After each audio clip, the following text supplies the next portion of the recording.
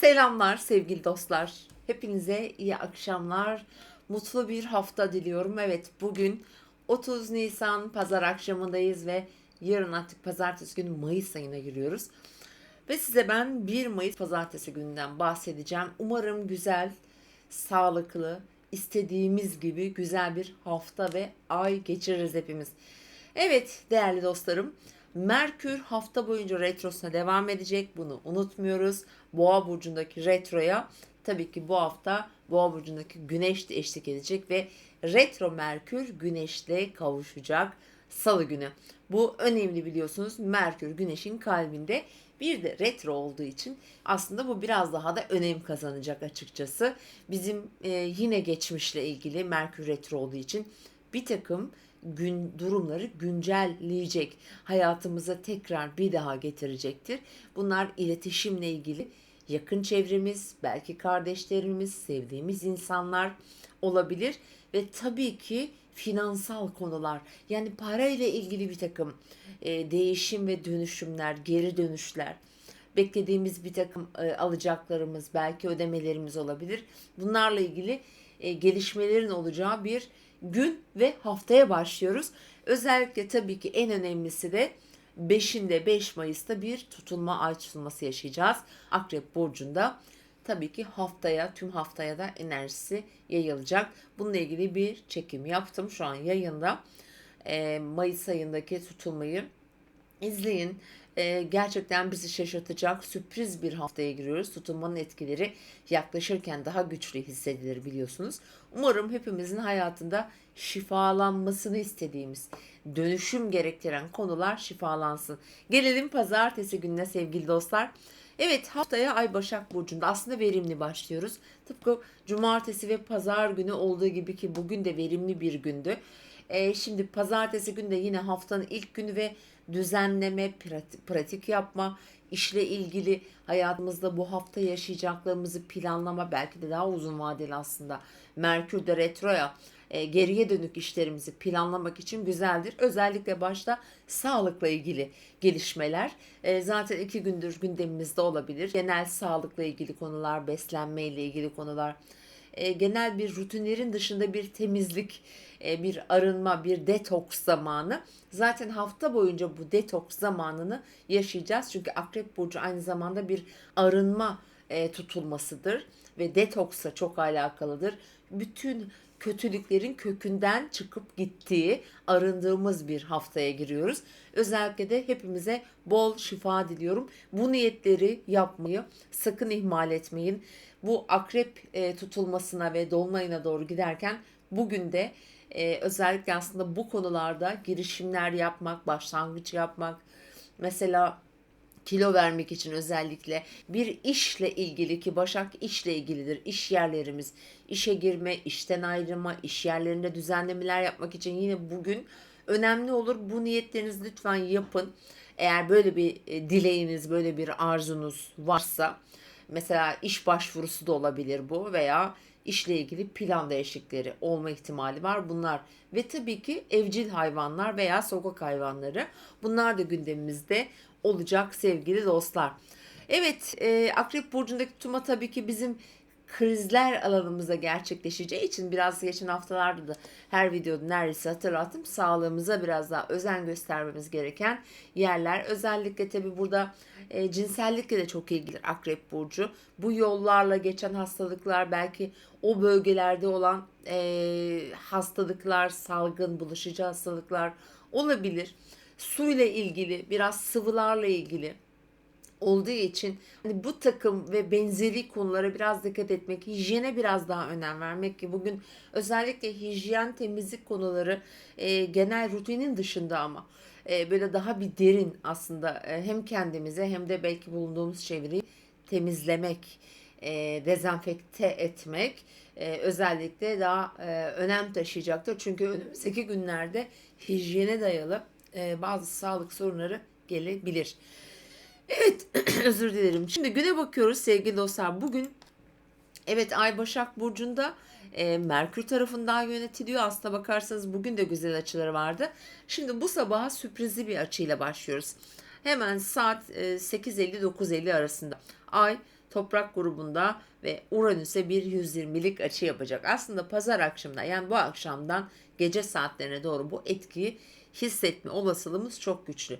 Bizi şaşırtacak, sıra dışı, yenilikçi bir durum aniden gelişebilir ve çok şaşırabiliriz. Birdenbire günlük rutinlerimizin dışında planlar yapmamız gerekebilir. Mesela örnek gösteriyorum. Uzak bir yerden pat diye bir telefon gelir, bir misafiriniz gelir veya aniden bir yolculuğa çıkmanız gerekebilir. Hukuki süreçler olabilir, finansal konular olabilir ama burada işle ilgili olma ihtimali de çok yüksek. Mesela ani bir iş teklifi, hiç beklemediğiniz yerden bir dönüş alabilirsiniz, bir telefon, bir mail gelebilir. Başak olduğu için tabii burada iş ve işle ilgili konuları daha da bir ön plana çıkartacaktır. Bugün bunları bekleyebiliriz açıkçası. Şimdi günün diğer önemli saatlerini, gelişmelerini söylüyorum sizlere. Şimdi bugün bir tane bizi birazcık canımızı sıkacak bir açımız var. Aslında o en son açı ama ilk önce onu söyleyeceğim. 19-31-20-31 Ay Venüs karesi. Şimdi bu Başak Burcu'nda ay zaten biraz kritikçidir, eleştireldir. Çok derin konulara böyle girer, gereksiz detaylarla uğraşır. Biraz mesela kendimizle de bu anlamda uğraşabiliriz. Mesela biraz memnuniyetsizlikler oluşabilir. Hani Venüs deyince aklımıza hemen estetik ve güzellik gelir. İşte saçımın şurası böyle, buramda bir karışık çıkmış vesaire. Yok şunu alayım, bunu yaptırayım. Biraz para harcama konuları olabilir. Burada dikkat edin lütfen. Çünkü Merkür'ün retro olduğunu unutmayın. Bir de Ay Venüs karesi zaten böyle görmememiz gereken gereksiz şeyleri de biraz kafamıza taktırabilir ve bu ilişkiler için de geçerli. Bakın akşam saatleri ilişkilerimizde huzursuzluk çıkabilir. Zaten bu saatlerde genellikle şimdi vereceğim saatler var. Mesela hele bir saatimiz var 19.45 20.36 arası. Akşam tam da bu Ay Venüs karesinin olduğu saatlere denk geliyor. Çelişkili durumlar, kararsız durumlar. Mesela çok her zaman sevdiğiniz bir yemeğe, bayıldığınız bir yemeği birdenbire hiç sevmediğinizi fark edersiniz veya o an hoşunuza gitmez. Böyle durumlar olabilir. Ama akşam bu 19.45-20.36 arasını kullanırsanız eğer önemli bir durum varsa nispeten durumu kurtarabilirsiniz. Özellikle para ve ilişkiyle ilgili. Bunu belirtmek istiyorum. Şimdi saatleri değinmişken aslında saatlerimizin hepsini verelim. Bugün ilk güzel, sürprizli, heyecanlı saati 11.46-12.54. Özellikle bakın ilişkiler için diyorum, söylüyorum arkadaşlar. İşle ilgili konular, bir patron, bir amir, yanınızda çalışan vesaire, onlarla herhangi bir konuyu görüşmek için tam da bu saati kullanın işte. Çok olumlu sonuçlar alabilirsiniz. Diğer saat biraz önce söylediğim gibi 19.45-20.36 akşam saatlerinde çok değerli olabilir. Bu Ay Venüs karesinin olduğu saatte. Son saatimiz ise hemen ayın artık ikisine geçtiğimizde 01.45-02.36 aralığında. Bu saatleri de yine güzel bir şeyler deneyimlemek, yapmak için kullanabilirsiniz sevgili dostlarım. Bu arada hemen şu son verdiğim saatte mesela artık Merkür Güneş'in kalbinde olacak. Onun saatini de söylüyorum. Hemen 2 Mayıs'a geçtiğimiz salıya geçtiğimiz saatlerde saat 01.27 02.27 arasında. Bakın retro Merkür Güneş'in kalbinde olacak tam bu saatler aralığında ve 01.45-02.36'da da bizim şanslı saatlerimiz var. Bakın böyle bir dilek dilemek, niyet etmek, bir şey gerçekten kalpten istemek ve onun için eğer bir çaba verdiyseniz, emek harcadıysanız, hani ben bunları söylerken aslında bunu hep vurgulamak istiyorum. Olmadık bir şeyleri istiyoruz. Tabii ki isteyeceğiz. Tabii ki dileyeceğiz.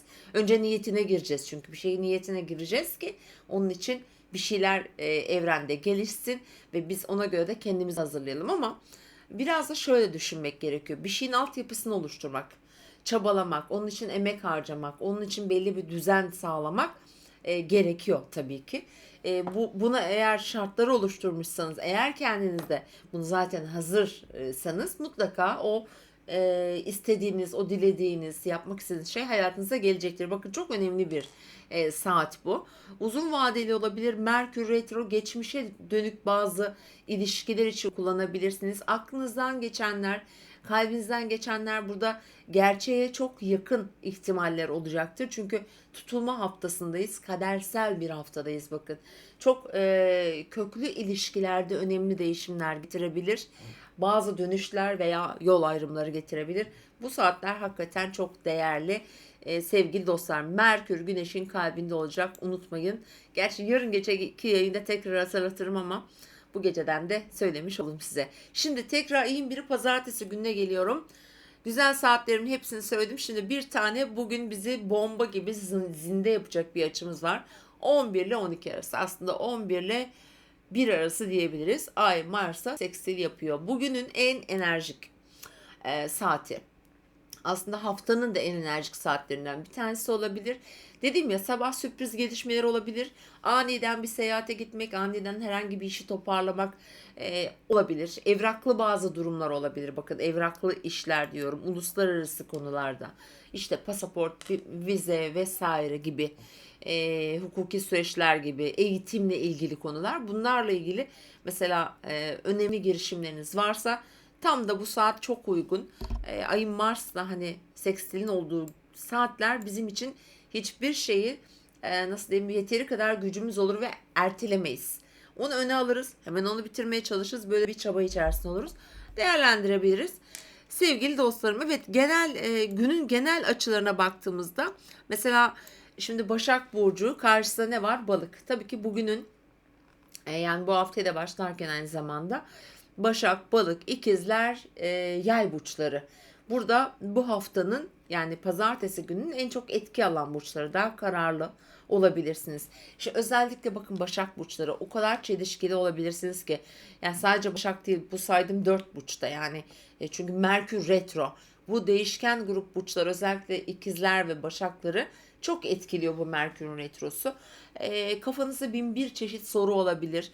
Sadece bunlar değil, mesela Başak ve ikizlerde yerleşiminiz varsa, yükselen dahil, tabii ki mutlaka bunu yaşıyorsunuzdur.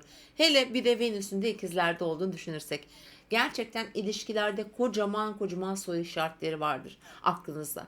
Geri dönüşler, beklenti içinde olabilirsiniz. Bu hepimiz için geçerli bu arada. Çünkü Venüs ikizlerde tam net değil, kararlı değil. Bir yanımız istiyor, bir yanımız kararsız. Hem bir adım atmak istiyoruz ya da karşıdan bir adım gelirse ne yaparım diye endişe, çelişki içinde de olabilirsiniz. Ama şunu tavsiye etmek istiyorum. Bu Merkür retro zamanlarında ilişkilerle ilgili özellikle böyle yarım kalmış, nasıl da arafta kalmış eğer bir durum içerisindeyseniz, bakın, bunu başlayın demiyorum ama bir şekilde sonuçlandırmak, sonuca varmak, en azından bu araftan kurtulmak için kullanılması gerektiğini düşünüyorum. Özellikle Merkür retrolarının o konunun artık hayatınızdan çıkması gerekiyorsa en azından tamamlamış olursunuz. O yüzden bence harekete geçebilirsiniz. Özellikle bu vermiş olduğum 3 tane saati değerlendirebilirsiniz. Güzel de sonuçlar olabilir. Canınızı sıksa bile o anlık en azından artık hayatınızdan çıkmış, gitmiş olur tam anlamıyla. Konu her ne ise sevgili dostlar, bunları içerisinde saydığım gibi ilişki ve para dinamikleri olacaktır. Piyasalar bakın çok hareketli olacak. Bu hafta boyunca olacaktır. Çünkü Akrep Burcu'nda bir tutulma. Finansal göstergeleri, dünya piyasalarına, yine dijital konuları olabilir. Dijital piyasaları veya mesela dijital deyince aklımıza son zamanlarda mesela yine bu teknolojiyle ilgili bağlantılar kurduğumuz o ChatGPT dediğimiz alanlar, mesela o hani o yazılımlar, bilgisayarlar, o sistemler, bankacılık sistemleri, bankalarla ilgili, özellikle Dünya Bankası ile de ilgili bakın çok önemli gelişmeler olabilir. Onları mesela, bu arada burada önlem almanızı tavsiye ederim. Çünkü tutulmaya gidiyoruz. Bu bankalar dedik. Dijital hesaplarımız. İşte bu banka uygulamaları kullanıyoruz mesela. Buralarda bu aplikasyonları da denetimli kullanın. Şifrelerinizi değiştirin. Yani bu tür suistimallere açık zamanlar olabilir. Akrep böyle bir krizi getirir. Çünkü Mars burada çok zor bir durumda gerçekten. Mars'ın ne yapacağı belli olmaz. Mars yengeçte duygusal davranıyor, tepkileri beklemeden hareket ettirir. Dolayısıyla bizi zor durumda bırakacak adımlar da gelebilir karşımıza. Temkinli olalım lütfen. Para ile ilgili özellikle hafta boyunca bunu söylemek istiyorum. Tabii ki tutulma etkisi olduğu için aslında önümüzdeki 6 ay bunlar geçerli olacaklar ki bilhassa Ekim ayında tutulmanın tekrarı olacak çünkü. Böyle bir dolu dolu gerçekten çok aktif, çok actionlı günler bizi bekliyor sevgili dostlarım. Evet, yarın yine görüşeceğiz inşallah. Dolunay ve ay tutulması videosunu izleyin. Tek tek hepinizin inşallah Mayıs ayı burç yorumlarınızı da yayınlayacağım. Umarım hepimiz için bereketli, faydalı bir ay geçer. Şu ana kadar izlediğiniz için çok teşekkür ediyorum. Mutlaka şu an burada beni izliyor ve dinliyorsanız mutlaka bir sebebi, bir nedeni vardır. Unutmayın. Eğer abone değilseniz de kanalıma lütfen abone olmayı unutmayın diyorum. Sizi seviyorum. Kendinize iyi bakın. Hoşçakalın.